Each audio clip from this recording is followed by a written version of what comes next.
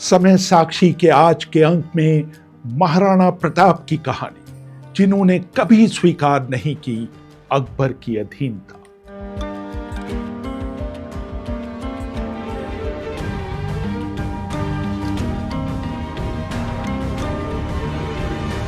अभिवादन स्वीकार करिए रेहान फदल का।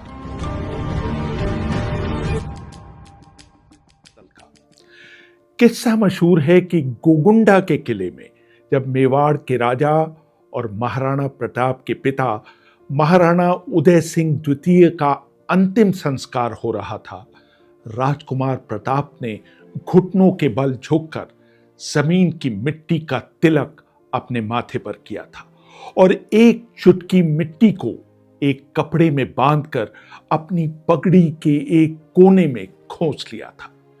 इसके बाद जहां जहां भाग्य उन्हें ले गया, मेवाड़ की वो मिट्टी हमेशा उनके साथ रही।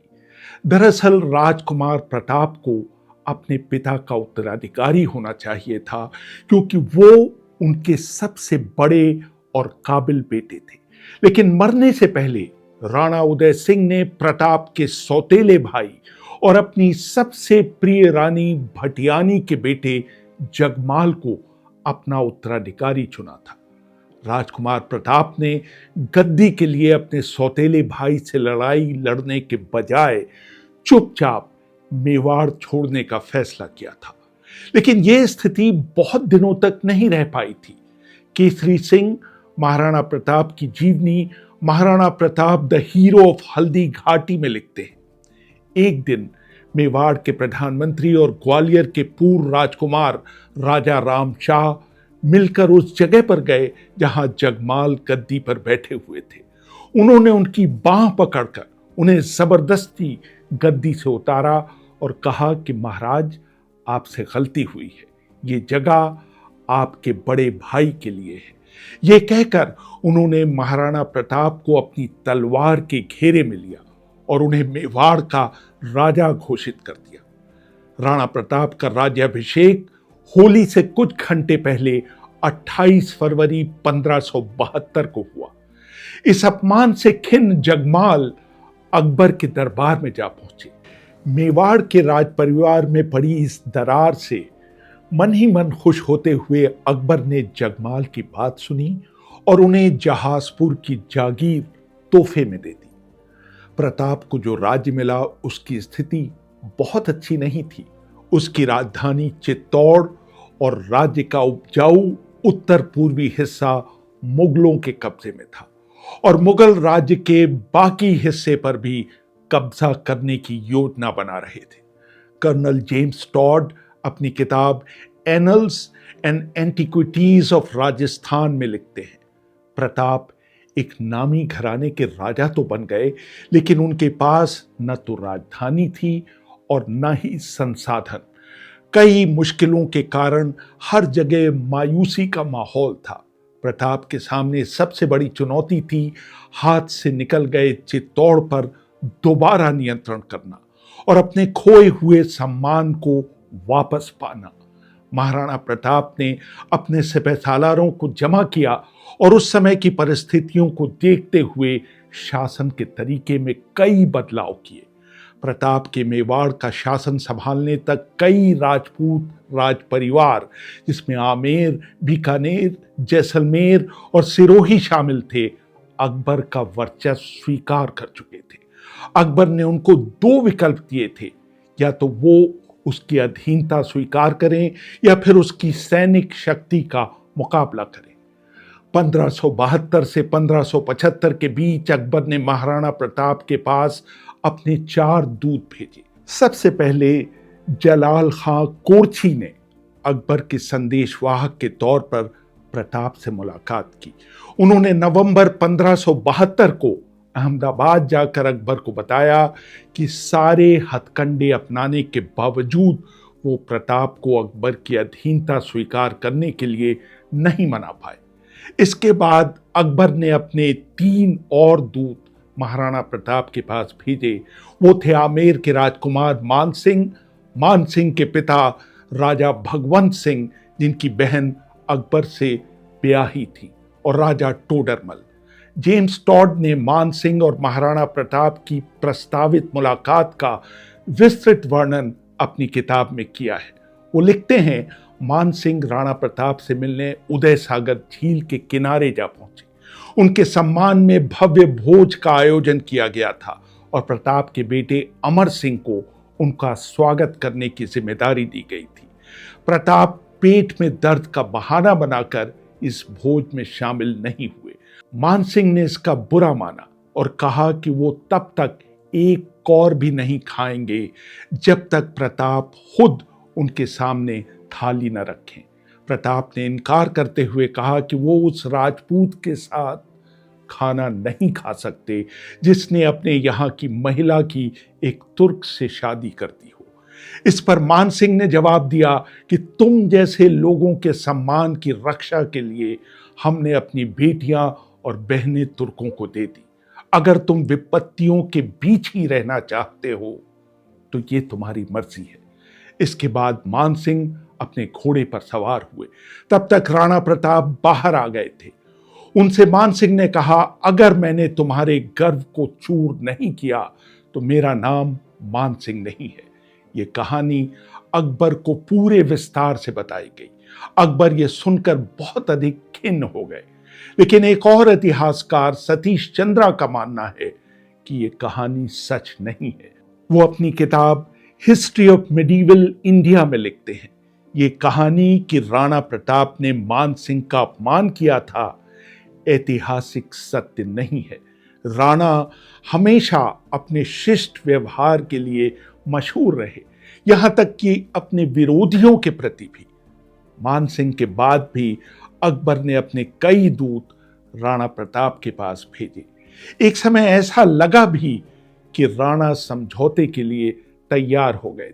उन्होंने अकबर द्वारा भेजा गया वस्त्र खिल्लत धारण किया। अबुल फजल अकबरनामा में लिखते हैं कि उन्होंने भगवंत दास के साथ अपने बेटे अमर सिंह को अकबर के दरबार में भेजा, लेकिन उन्होंने अकबर के उनके दरबार में स्वयं उपस्थित होने के अनुरोध को स्वीकार नहीं किया। दूसरे मुगल किसी कीमत पर चित्तौड़ को नहीं छोड़ना चाहते थे, जो राणा को मान्य नहीं था। जब राणा प्रताप को मनाने के सारे प्रयास विफल हो गए तो अकबर ने आमेर के राजकुमार मान सिंह के नेतृत्व में सन 1576 में राणा प्रताप के खिलाफ अपनी सेना भेजी। महाराणा प्रताप इसके लिए पहले से ही तैयारियां कर रहे थे। रीमा आहूजा अपनी किताब Maharana Pratap the invincible warrior में लिखती हैं, महाराणा ने तय किया कि जब तक चित्तौड़ एक बार फिर मेवाड़ का हिस्सा नहीं बन जाता, वो हर तरह की विलासिता की वस्तु का परित्याग करेंगे। वो सोने चांदी की थालियों के बजाय पत्तल में खाना खाएंगे और पलंग पर लेटने के बजाय जमीन पर पुआल बिछाकर लेटेंगे। इसके सैकड़ों साल बाद भी मेवाड़ के शासक अपने पूर्वजों को याद करते हुए अभी भी खाते समय अपनी थालियों के नीचे पत्तियां बिछाते हैं। यही नहीं, चित्तौड़ तक के सभी खड़े खेतों को जला दिया गया ताकि मुगल सेना अपने खाने और चारे की आपूर्ति के लिए स्थानीय संसाधनों का उपयोग न कर पाए।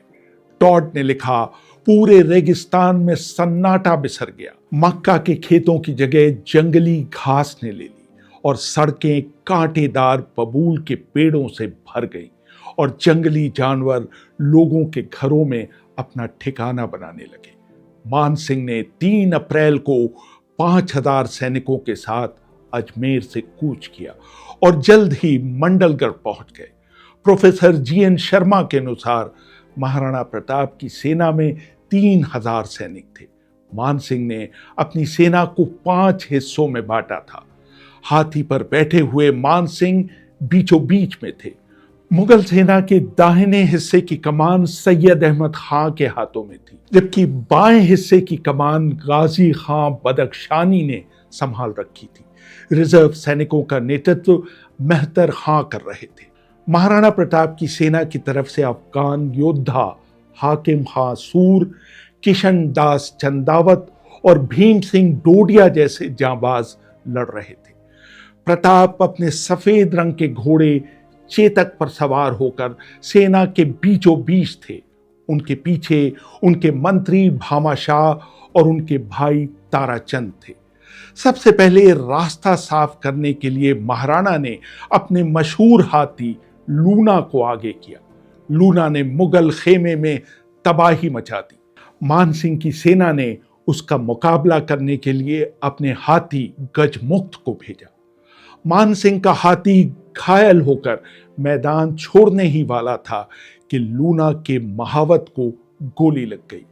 जदुनाथ सरकार अपनी किताब मिलिट्री हिस्ट्री ऑफ इंडिया में लिखते हैं, लूना के महावत के नीचे गिरते ही प्रताप ने अपने मशहूर हाथी राम प्रसाद को लड़ाई में उतारा।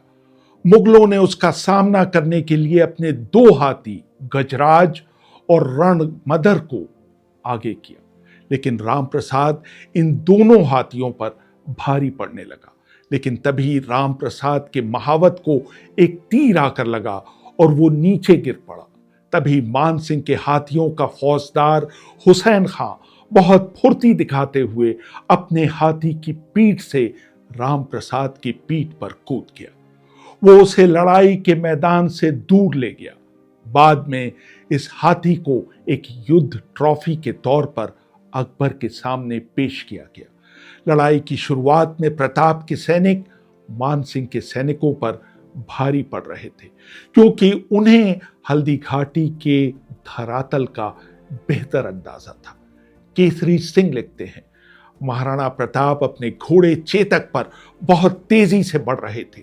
उसके ऊपर विपक्ष के बर्छों, तलवारों और तीरों का कोई असर नहीं हो रहा था। जो सैनिक उनका रास्ता रोकने की कोशिश कर रहे थे, वो उनकी गति के कारण आंधी में भूसे की तरह इधर उधर गिर रहे थे।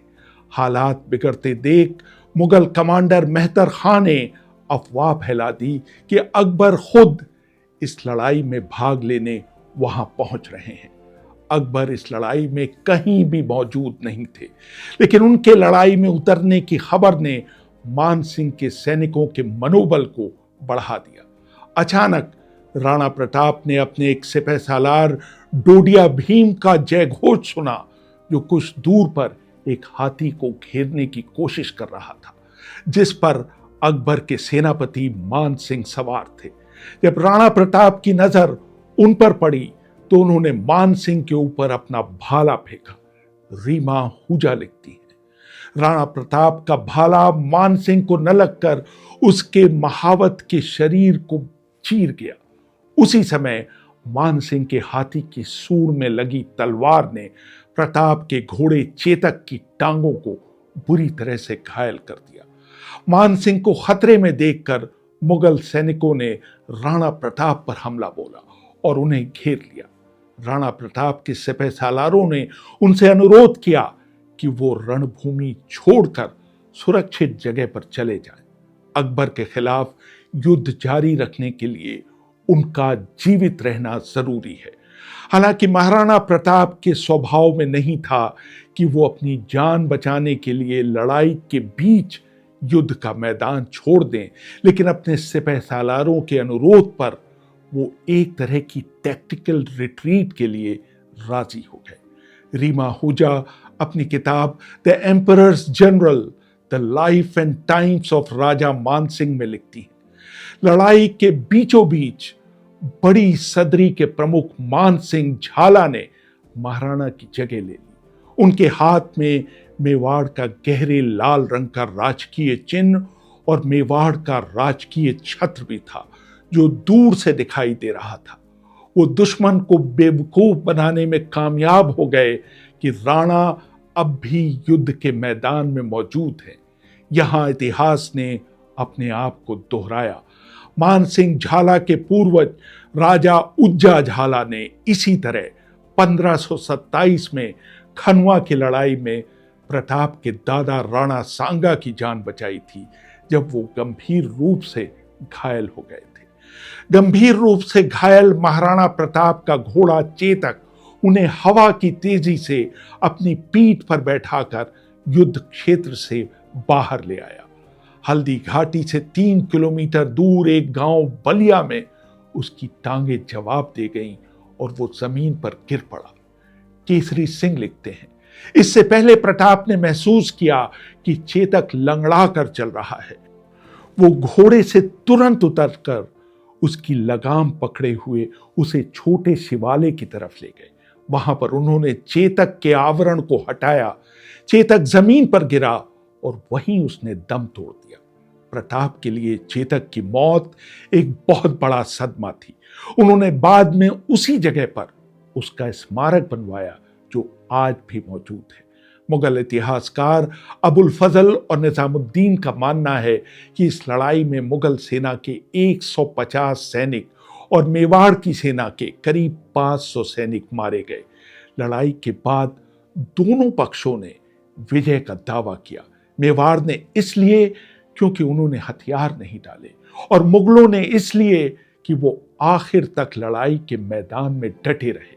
केसरी सिंह ने इस लड़ाई का बहुत सही आकलन करते हुए लिखा, मुगलों की सेना के लिए ये जीत एक तरह से हार की तरह थी, जबकि मेवाड़ की सेना की हार भी उनके लिए किसी जीत से कम नहीं थी।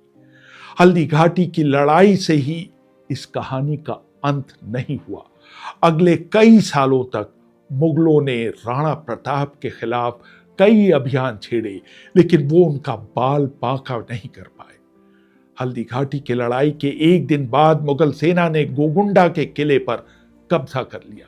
वहां मौजूद 20 मेवाड़ी सैनिकों ने मरते दम तक उनका मुकाबला किया। आने वाले दिनों में राणा प्रताप के सैनिकों ने मुगल सेना को न सिर्फ छापामार हमले कर बुरी तरह से परेशान किया, बल्कि गोगुंडा किले की सप्लाई लाइन भी काट दी। बदायूनी ने लिखा, अकबर के सैनिक कमांडर राणा प्रताप के सैनिकों के रात में किए हमलों से इतने परेशान हो गए कि उन्होंने सड़कों के दोनों तरफ बाड़ बनानी शुरू कर दी। गोगुंडा में खाने की इतनी कमी हो गई कि मुगल सेना ने भोजन के लिए अपने ही घोड़ों को मारना शुरू कर दिया। अकबर को जब यह खबर मिली तो उसने मान सिंह, आसफ जाह खां और काजी खां को सितंबर 1576 में युद्ध क्षेत्र से वापस बुला लिया। उनके अस्थायी रूप से शाही दरबार में उपस्थित होने पर रोक लगा दी गई। महाराणा प्रताप हल्दी घाटी की लड़ाई के 19 वर्ष बाद तक जीवित रहे। उन्हें शिकार खेलने के दौरान एक आंतरिक चोट लगी जिससे वो कभी उबर नहीं पाए और 57 वर्ष की आयु में उन्होंने 19 जनवरी 1597 को हमेशा के लिए आंखें मूंद ली। रेहान फजल, कॉन्फ्लुएंस हिस्ट्री, दिल्ली।